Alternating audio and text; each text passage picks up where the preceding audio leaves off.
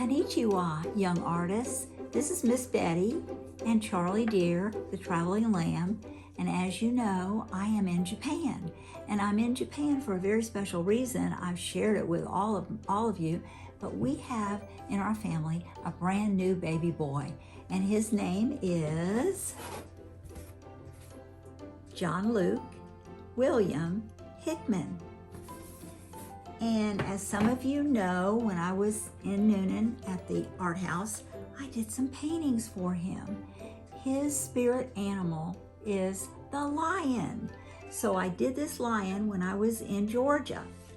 Now I'm in Japan and I need to do some more sketches for him so that I can then paint a few canvases while I'm here. And as you know, we always begin with a preliminary sketch. So I'm gonna choose to do a kangaroo. And I'm going to start, you know how I always start with my sketch bubbles. I call them my sketch bubbles. And they are round circles and ellipses and straight lines. And I'm gonna start today by doing a quick sketch. You know, kangaroos have really big feet, and we've discovered that Liam also has pretty large feet for a baby. So I think that it's appropriate that I begin with doing a kangaroo.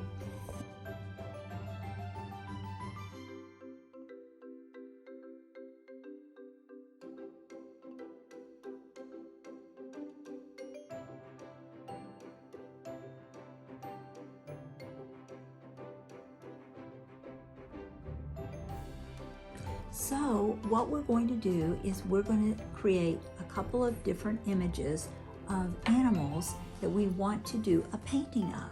And so you know how important it is once you get your preliminary sketch done, then you have to figure out your color palette. You have to decide exactly what colors are you going to use. And you know, getting the right color for a kangaroo isn't as easy as you might think. So I'm trying to put in kind of the color that sort of like a reddish brown. That's kind of what I'm thinking.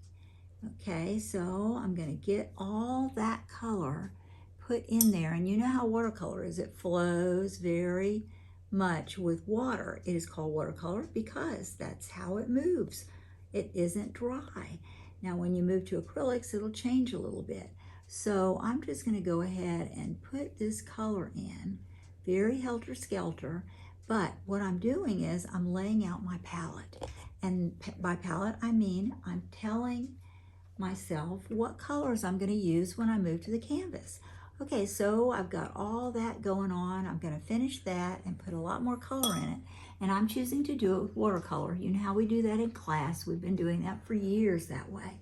That way, it gives you an opportunity to see just how you want it to look when you get to the canvas.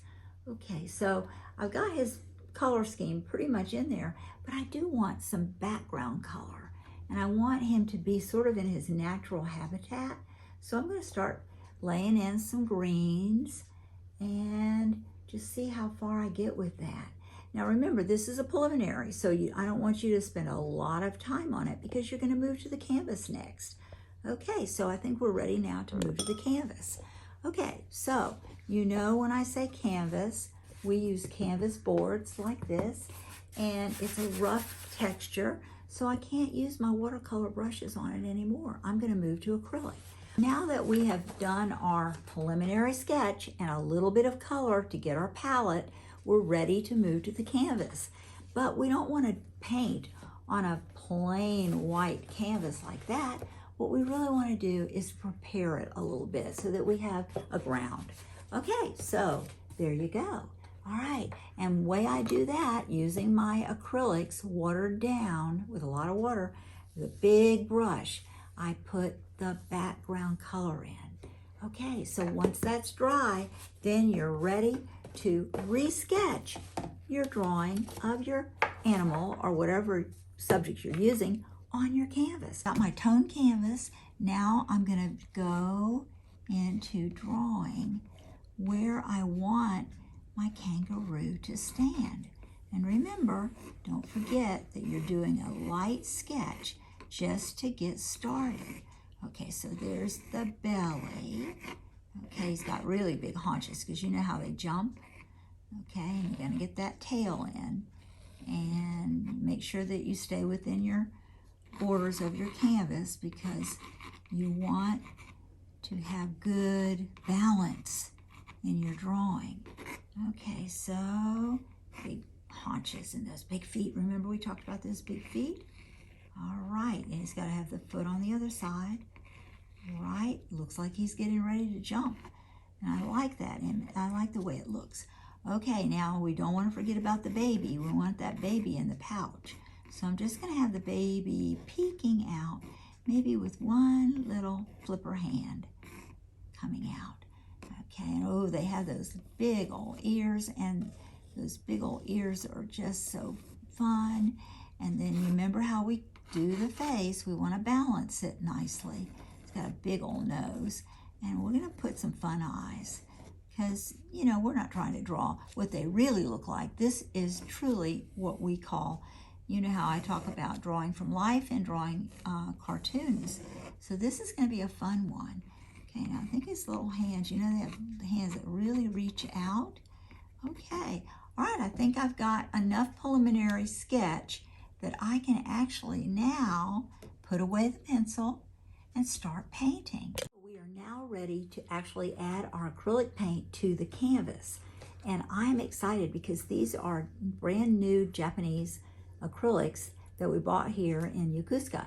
And so I'm gonna open the paint, and you know, I'm kind of going with that color because that's sort of what the color is, but we may need to add something. I'm gonna add a little red because he's a kind of a reddish brown. That's what I'm aiming for. So I'm gonna put a little bit of that out. And now I'm gonna see what kind of color I get. Okay, I think,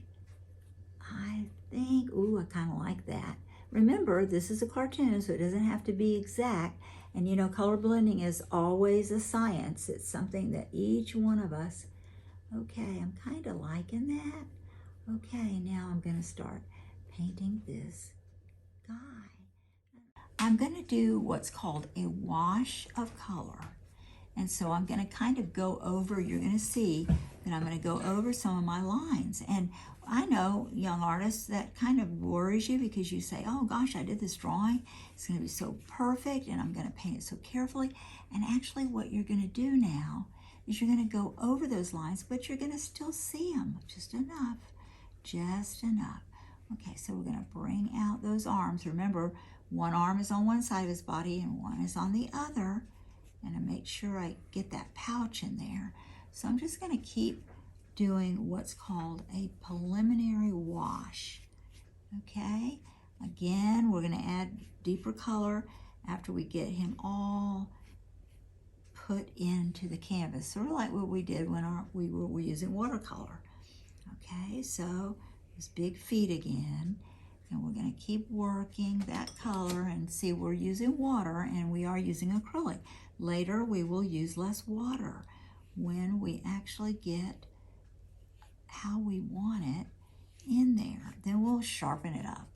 And you know how that goes. You have to take your time at that point. So I'm just gonna get him all kind of washed in. And then, remember, I'm going over my line, so don't be nervous about that because you can go back and correct anything later on. That's the lovely part of using acrylics. They're very forgiving. You can just kind of play with the color and you can sharpen it up when you're ready to feel confident in the paint that you've laid out. Okay, get those ears in. I love those ears. So cute. And we want him to be really cute, and I want him to be smiling because after all, he's gonna be in Liam's nursery. Yes, that's where he's finally gonna be. He's gonna be smiling from the wall, just like the other paintings that we did. When Joshua, his daddy, was a baby, some of those paintings are gonna go into his nursery too. And one is a bear, one is a elephant, And now we're going to add all kinds of other animals because, you know, we feel like Charlie deer is always influencing us on using animals and being kind and practicing the golden rule. Right, Charlie? Okay, so now I think I've got enough paint in here. I'm seeing him. I'm seeing how he looks. Now I'm going to abandon the water and I'm going to go back, dry my brush really good. Yeah, really, really good. And I'm going to start thickening up the color. And I want it to be chunky, so I'm going to put a lot of color on the preliminary that I just laid in. Okay, you see how rich that's getting? Still a little bit of a gold tone into that red. See, and his face is coming down. I'm going to put a nice rich color there, and then, you know, inside of his ears I may even add some pink, you know, because sometimes their ears, when you think of a rabbit, their ears are pink inside. I sort of think that kangaroos would be like that too. Okay, so I'm getting that in there, and his ears are kind of flipping around because he's wandering. He's out in the grass, and I'm gonna put a lot of grass and jungle grass in the background. And I'm now gonna start laying in color that is, and you see sometimes you'll have a little blip here and there, but it doesn't matter because remember, we're gonna put him with a lot of grass in the background. Now, I want my students to always have confidence in what they're doing. That's one of the things that we teach the young artists of Noonan and Coweta County is to have confidence, not to be afraid. You jump in, and then if you feel like, ooh, I need to improve that. See, right now the pouch doesn't have a baby in it, but I'm gonna paint the baby over when this is all dried. See, in that way, I don't have to be nervous about painting teeny weeny brush strokes around the baby. Okay. Those big old legs. I love those big back legs. I've seen a kangaroo in a zoo, but I've never seen one in real life. Someday I want to go to Australia. That's where they really are mostly there. But there's a lot of other places in the world that they are too. New Zealand, I think, has some. And you know, the neat thing is Liam's aunt, Gianna, lives in New Zealand. And we're thinking of honoring her presence in Liam's life with this kangaroo. Okay. So you see how the paint is getting thicker? You see? And we're doing it by layers. We'll keep putting in some layers. And I want it to be a little furry too. I think they have, I'll have to do a little research, but I think that they're kind of furry. And it's okay because remember, we're doing a cartoon. We're not trying to draw them as they actually look. Okay, and I'm gonna make I'm gonna bring this down here, and right in here is where I'm gonna add the baby later on. Okay, so it's so much fun to be able to paint. All of us can do it. You just have to have confidence, and you have to be willing to try. Never be afraid to try new things.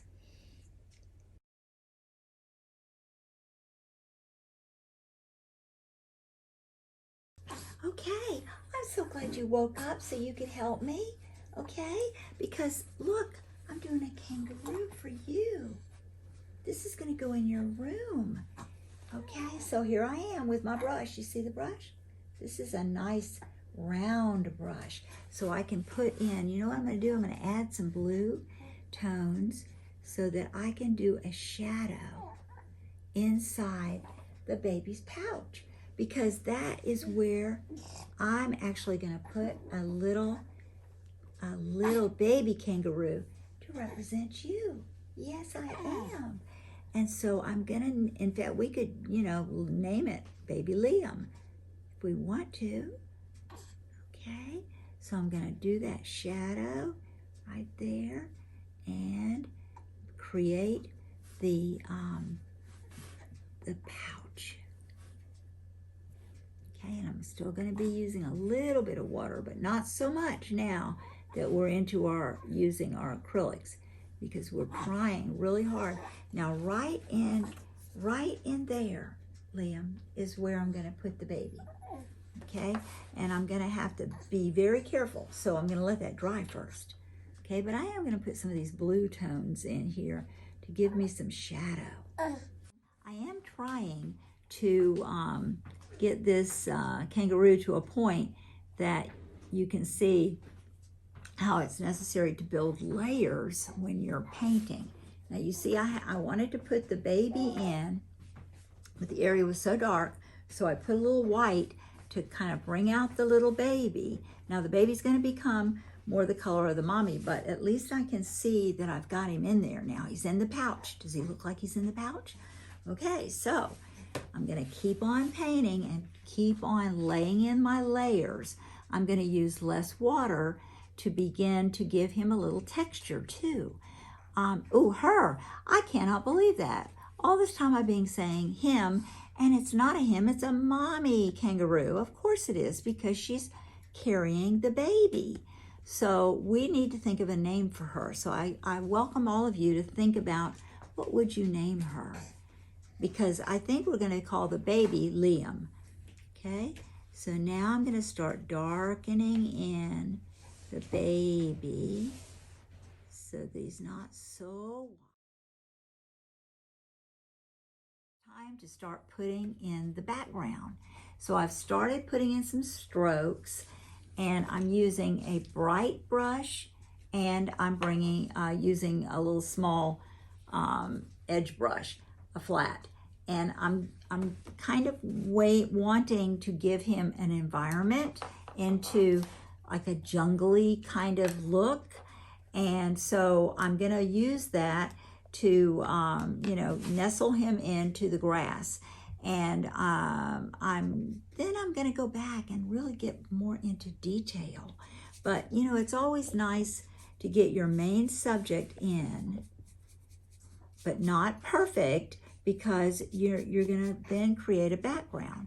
So I'm going to softly, we have our canvas toned, so I've got some greens in there. But now I'm going to very softly, with this lovely brush, it's called a Bright, and I love them. They're nice to use. And I'm going to start keeping him, and you notice I'm not using green, I'm using yellow and blue. And when you put yellow and blue together, what do you get? Yeah, you get green. But I kind of like the balance of the yellow and the blue, and I kind of like painting it on the canvas and just letting, and you see I'm using the flat side of this brush. And look, I'm putting in the grass kind of over his feet. You see that? Because he's sitting into the environment. Here I am using yellow and blue, and I'm popping my brush back and forth to get kind of a definition between the light and dark of the grass. And when you think about that, when you go out and look and see grass naturally growing, it's not all one solid color. It's got different shades and different textures, and that's kind of what I'm going for here, trying to get some really nice balance in his background. And because this is for Liam's room, I might even, he loves flowers, so I might even put some flowers in the foreground. So that will be what I call my final steps when I'm really trying to put the detail in. And those of you who know how I love to use line. I just might have to get my black lining pen out and put some real strong lines in this, because it is a cartoon, and that's when you can do a lot of lining, and then I can put a little bit more detail, especially into his face, because they have whiskers. So I want to put whiskers in. I'd rather not do it with a brush. I think I'd like to try to do it with my black lining pen. So when you see this next, after I really get some good work done on it, you'll see whiskers. You'll see some flowers in the foreground.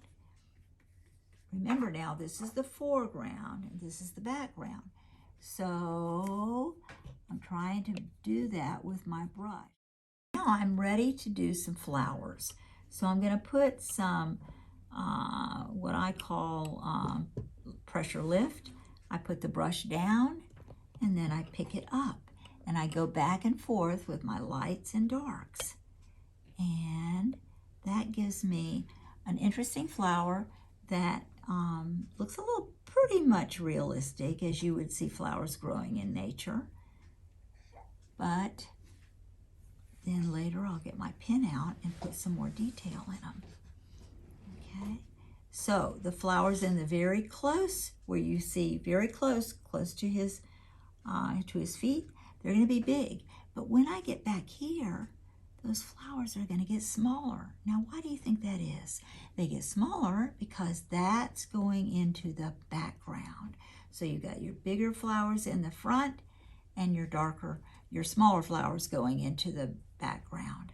Okay, we learn that in art, don't we? It's one of the young artist lessons that we talk about. How do you make things look like they're close up and receding? Remember, the artist creates what the viewer sees. So we've got a lot of that going on. Now, I am kind of limited on my paint colors, because, you know, during COVID, even I cannot, even in Japan, I can't go out and get a lot of supplies. So I'm using what I have. You can see how just popping that white on top of that after I put in a color, how it begins to kind of look like petals. So that's what we're kind of aiming at. So I'm going to just keep going around like that. And you see how it begins to really look like it is a flower? Yeah. Now I'm not showing the stem. And you wonder about that. I could show a little bit of stem, but for the most part, this is kind of like a field of flowers. That's what we're aiming for. Remember, they get smaller as they go back. Now I think I'll put a lot other colors in, but right now I'm working with pink. And so I'm going, there's the red, and then I'm going to pick up some white. Okay. So the bigger flowers are in the front, remember that? And I might even put one way down here at the very edge of the canvas. That's kind of interesting, because, you know, you want the viewer to think, oh, this is like a landscape, and it just keeps moving. Yeah. Painting is so much fun, and you really need to just go for it. Just go for it, okay? So now you see I put that dark in, so I'm going to kind of clean my brush off a little bit, and I'm going to pick up some white. I've got to put out some white. You know, white is one of those colors you really have to keep it clean. So I usually try to put my white and my black in the edges of my canvas, of my palette. Okay, so there's some white right there. Okay, all right, now I'm going to pick that up. I'm going to dot that right in there. Now, do you see that? See? You've got some definition in that flower. And over here, that's dried a little bit, so that helps. When it dries a little bit, you can put, see how, look how that is popping out now.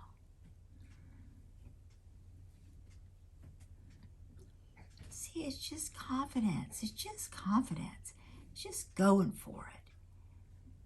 That's what we teach at the art house. We teach confidence, and just having the encouragement of teachers like Miss Terry Lewis and I to make you want to do it, okay? So we sort of call ourselves cheerleaders for the arts. That's what we really are. We're cheerleaders. Okay, now you see how you can just keep going back and forth. I put some whites in. Now maybe I'll pick up this pretty red and let it land on top. You see how these go back and forth, and then later when they're nice and dry, I will probably use my pen, because you know that's the thing I love to use, and I'll give it some nice definition. Okay.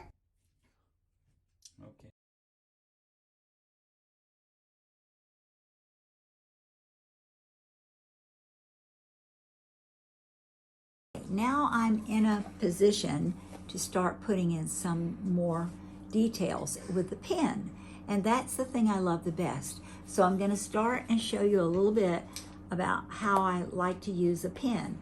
I have always used Sharpies, and they come in different points, and they really give you a nice true line.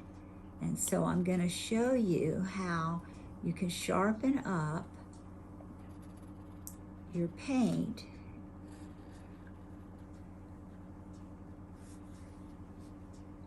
And I want to show you how I'm going around. I'm going to do the grass in this position, so I can show you how when I laid the paint down for the grass, how I can show his little foot behind the grass. Okay, so that's what I'm doing now. And I love using the pen. I do all kinds of painting, and I certainly teach different forms of painting and drawing, but I really do enjoy using the pen.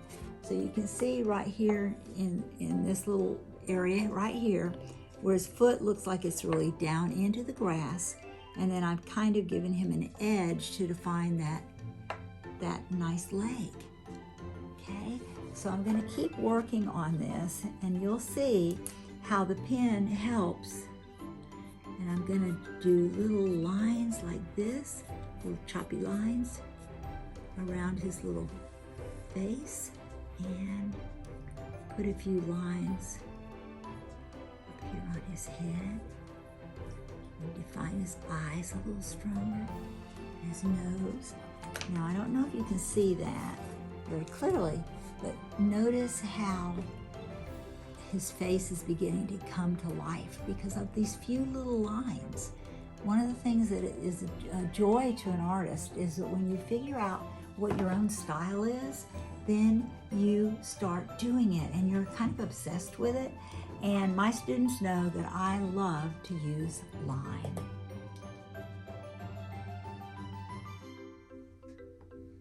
Well, we are finally finished. This is as close to being finished as I will allow it to be. It will have a nice coating of a shiny varnish, and then it will be ready to be framed to put on Liam's wall. What do you think? What do you think, Charlie dear? Think it's pretty good? Oh, thank you for reminding me. I need to sign my painting. So that's the very last thing I'm going to do today, and I hope you've enjoyed this lesson.